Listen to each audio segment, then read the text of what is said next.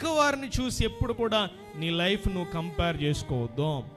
ఎందుకంటే comparison will kill your peace and joy my dear friends. అంటే నువ్వు ఎప్పుడైతే ఇతరులతో పోల్చుకోవడం ప్రారంభిస్తావో నీలో ఉన్న సంతోషాన్ని కోల్పోతావు, సమాధానాన్ని కోల్పోతావు. చూడండి, దినదినమున కూడా క్షీణించిపోతావు.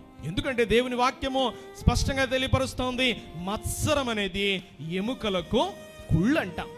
చాలామంది ఎప్పుడు కూడా ఇతరుల మీద ఏం పడిపోతూ ఉంటారు, ఊరికే అసూయ పడిపోతూ ఉంటారు. ఎదిరింటాయ మీద గట్టేసుకుంది, వెనకింటాయ మీద గట్టేసుకుంది.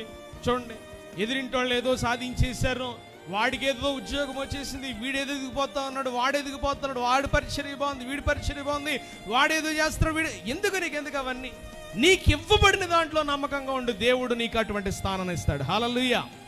నువ్వు ఎప్పుడైతే అసూయ పడతావో ఆటోమేటిక్గా నీ ఎముకలకి ఏమొచ్చేస్తుంది, కుళ్ళు వచ్చేస్తుంది.